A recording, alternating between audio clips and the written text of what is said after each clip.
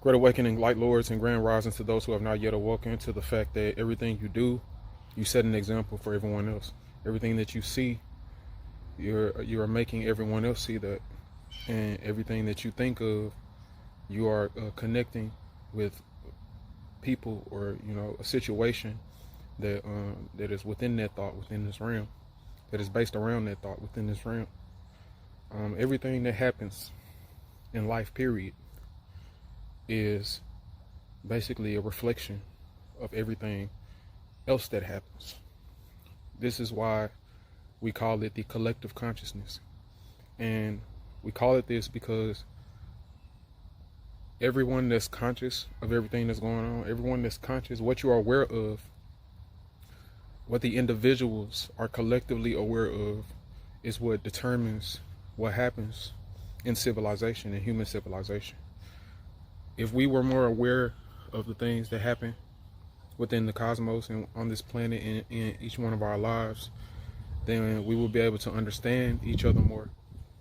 And we would in turn be able to care for each other in the specific ways we need to care for one another.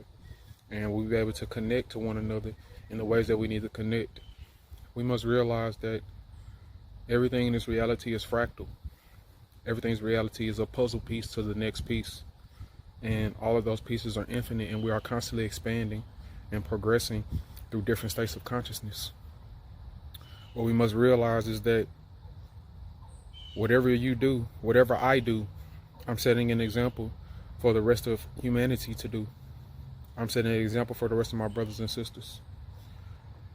Whatever I do, say, think, feel, I am forcing other beings to do the same, regardless if they want to do it or not. Because each conscious mind expresses something, expresses thoughts, feelings, and actions. Those thoughts, feelings, and actions expressed cyclically or repeatedly makes an imprint on the subconscious mind, which is basically the programs, all of the programs around us that we may or may not be consciously aware of. And that imprint causes a fluctuation of waves. If you study quantum physics, and I recommend you do, that will in turn become particles, because they will eventually be observed by a conscious mind, another conscious mind. You as a conscious individual, you have the power to recreate all of reality, just yourself, just your conscious mind. Because truly, and if you study quantum physics, which I recommend you do, you will know that you are the only consciousness that exists. There's only consciousness. And there are different states of that consciousness. And some states of consciousness are not aware of others. And that is what makes up basically the subconscious mind and the unconscious mind. We must realize that what one person does, it in turn makes other people do it. No matter what you do. No matter what you do, whether it's subjective or it's in line with objective facts, you are automatically going to align with and make other people do it. People are going to see you, and they are going to take that as an example for how they should live. People are going to see what you teach, and they are going to take that as an example for what they should learn and what they should integrate into their own minds and think upon on a daily basis. Some people say we take life, some people say that, a lot of people take life too seriously. I say that you should take it seriously. You should take it very seriously. You should take it so serious in every aspect. Whether you're trying to get something accomplished, whether you're doing your best to get something accomplished, like a certain task that's, or like a life or death situation or anything like that. And even when it comes to joking and playing around and being happy and stuff like that, you should take that serious as well. You should take everything in life serious because it's your life. And there is only life. Okay? And that only life is your life. Without your experience, this reality would not be here. Your eyes not only receive information, your eyes project information. All of your senses, they do not only take in electromagnetic signals, they also express and project them onto the quantum field of reality, the quantum waves. And when you observe, or when you observe something to study it and see intricate details in it, that is when those waves collapse and they materialize into experiences, situations, people, places, and things, particles, atoms. You see, atoms, atom comes from the waters of Nu, or the waters of none. All of these African American people, everybody, that looks like me or whatever, that's in the ghettos or in the hood or whatever you want to call it, we have shortened the word nothing to none for a reason. When we speak Ebonics, Ebonics is Ebonics for a reason. Ebonics is taking the English language and making it an ancient language, reverting it back to an ancient language,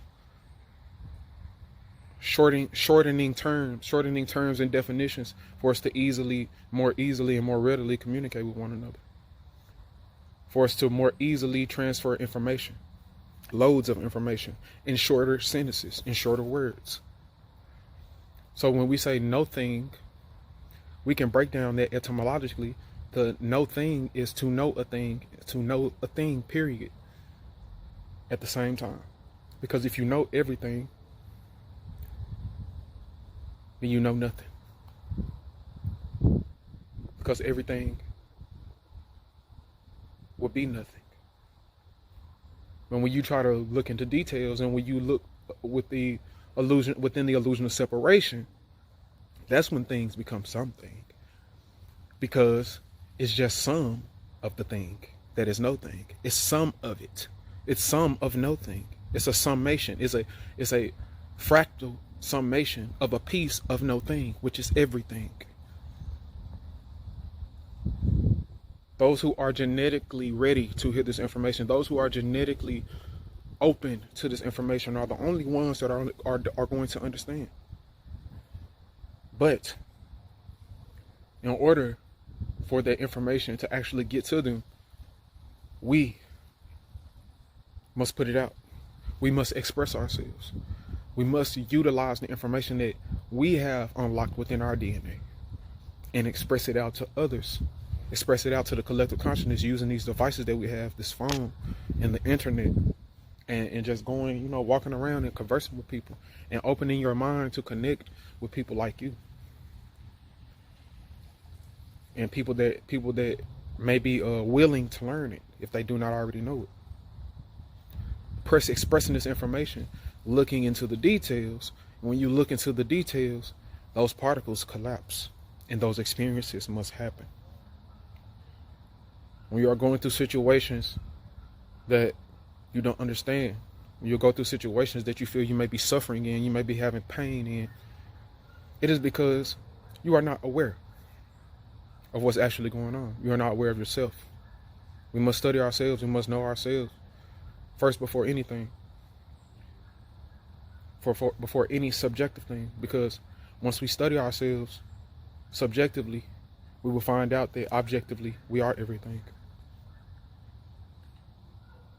Jah Mashak is here to live out and teach higher wisdom as an example for the collective consciousness. And this is why. Because Jah Mashak knows that he is actually everything objectively. But Jah Mashak also knows that subjectively and within the illusion of separation and going into the details, that his purpose is to help others to see that we are all connected. And the only way we will see that we are all connected and utilize the illusion of separation for what it is, for objectivity, and to have that balance and that clarity, is for us to look into details of ourselves and why we are around each other, why we should be connected with one another, why we react to certain things, what energies we are composed of, and how we should use those energies to benefit each other and be the puzzle pieces that we need to be to complete this infinite picture of growth and betterment.